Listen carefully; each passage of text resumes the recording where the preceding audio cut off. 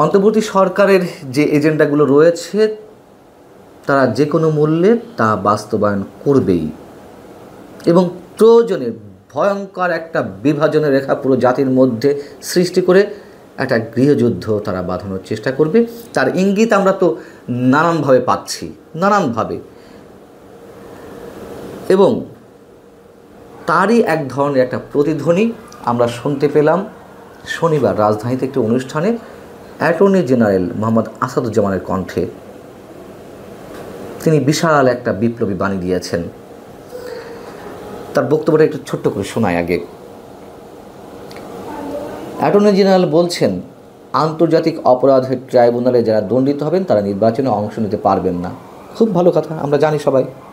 এবং দণ্ডিত করার প্রক্রিয়া, বিচারিক প্রক্রিয়া, তাদের পক্ষ থেকে কীভাবে কী করা হয়েছে তাও কম বেশি আমরা জানি। অ্যাটর্নি জেনারেল বলছেন, আওয়ামী লীগের সঙ্গে সবচেয়ে ভয়ঙ্কর যে বক্তব্যটি তিনি দিয়েছেন শনিবার, তিনি বলছেন যে আওয়ামী লীগের সঙ্গে যারা জড়িত তাদেরও আইনের আওতায় আনার সুযোগ আছে। তার মানে কি? সুযোগ যেহেতু আছে, আইনের আওতায় আনা হবে। আচ্ছা, পরে আসছি বিষয়ে। রাজনৈতিক দ্বন্দ্ব থাকলেও আওয়ামী লীগের বিরুদ্ধে সব দল ঐক্যবদ্ধ, মানবতা বিরোধী অপরাধের দল হিসেবে আওয়ামী লীগের বিচার করা যাবে। তার মানে বিচার করবে, নিঃসন্দেহে একটা বিপ্লবী বাণী। কিন্তু আওয়ামী লীগের সঙ্গে যারা জড়িত তাদের সবাইকে বিচারের আওতায় আনা যাবে, আনার সুযোগ রয়েছে, এই কথার অর্থ কী? এমন আইন কোথায় বাংলাদেশের?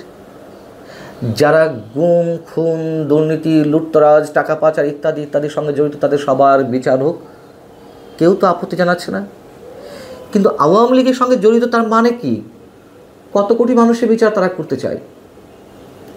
এই নতুন তত্ত্ব কোত্থেকে হাজির করলেন অ্যাটর্নি জেনারেল সাহেব?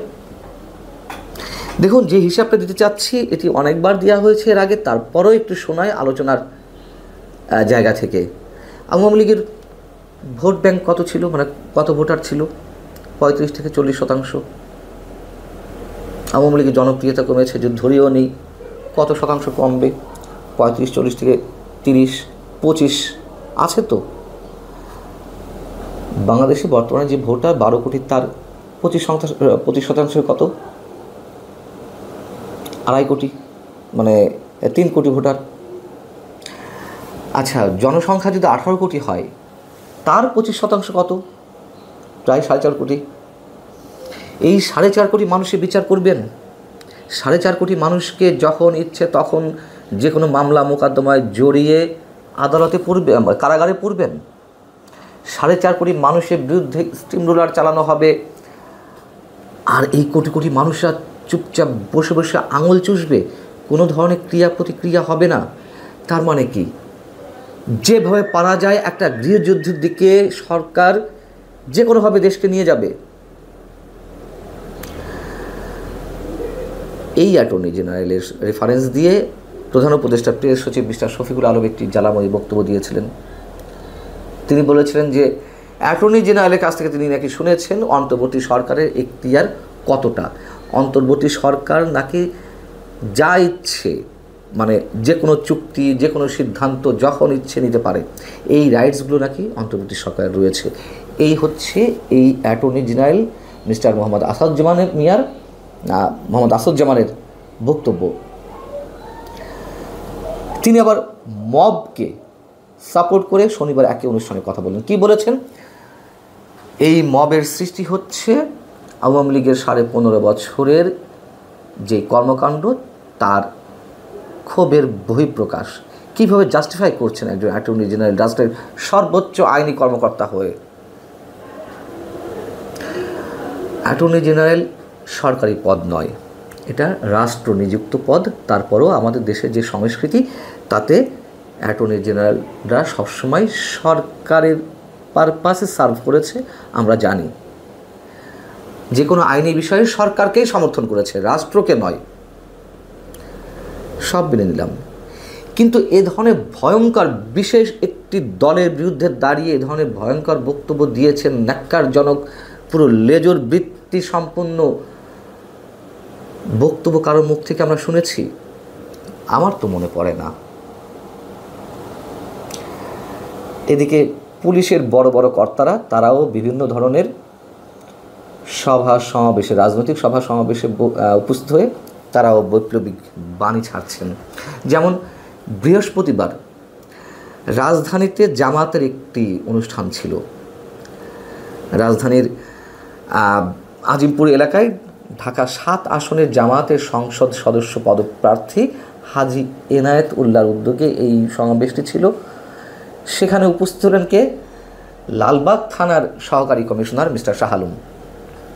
মিস্টার শাহ আলম ওই অনুষ্ঠানে উপস্থিত হয়ে বলছেন, বক্তব্যটা শুনুন, আগের ফ্যাসিস্ট সরকার পুরো দেশ বিক্রি করে দিয়েছে। ভাই, দেশ বিক্রি করে দিলে আবার কীভাবে দেশ পুনরুদ্ধার হলো ঠিক বুঝলাম না। আচ্ছা, এটা আপনারা সবাই জানেন, পত্রিকাতেও পড়েছেন, পত্রিকা থেকে নাকি আমরা পড়েছি আওয়ামী লীগ দেশ বিক্রি করে দিয়েছিল। এখন একটা সুযোগ এসেছে দেশের জন্য কাজ করার। আপনারা এলাকায় কাজ করবেন, কর্মীর সংখ্যা বাড়াবেন। মানুষটা হচ্ছে সরকারি চাকরিজীবী, পুলিশের ঊর্ধ্বতন কর্মকর্তা, তিনি জামাতের কর্মীর সংখ্যা বাড়াতে বলছেন। আমরা পুলিশ আমাদের জনগণের সঙ্গে সম্পৃক্ত হতে হবে, দেশপ্রেমিক জনগণের সঙ্গে আমরা কাজ করব। এখন একটা সুযোগ এসেছে ভোট বিপ্লবের। সরকারি চাকরি বিধি অনুযায়ী কোনো সরকারি কর্মকর্তা কোনো রাজনৈতিক দলের সভা সমাবেশে উপস্থিত হয়ে এই ধরনের বক্তব্য দিতে পারেন না, সহজ কথা, আমরা সবাই জানি। আবার এটি আওয়ামী লীগের সময় আমরা দেখেছি অনেক বড় বড় পুলিশ কর্মকর্তা তারা আওয়ামী লীগের বিভিন্ন জনের সভা সমাবেশে উপস্থিত হয়ে এই ধরনের কথা বলেছেন। আর এখন তো তারা বলবেই। কেন বলবেন? প্রতিনিয়ত যে মবের সৃষ্টি হচ্ছে, জানে বাঁচার তো একটা পথ তৈরি করতে হবে।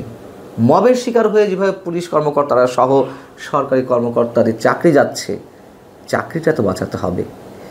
এই হচ্ছে অন্তর্বর্তী সরকারের সময়কার কাজ। এগুলো চলছে, এগুলো চলবে, আরও ভয়ঙ্কর রূপ ধারণ করবে। এবং সবশেষে আবারও একটু আমরা আমাদের অ্যাটর্নি জেনারেল মিস্টার আসাদুজ্জামানের প্রতি শ্রদ্ধা জ্ঞাপন করতে চাই। শ্রদ্ধা জ্ঞাপন করে বিনয়ের সঙ্গে প্রশ্ন রাখতে চাই, মানুষ এতটা নিচে নামতে পারে সরকারি পদ পদবি বা রাষ্ট্রীয় পদ পদবি রক্ষার জন্য? তারা এখন সেই দৃষ্টান্তগুলো আমাদের সামনে উপস্থিত করছেন। ভালো থাকুন সবাই। আল্লাহ হাফিজ।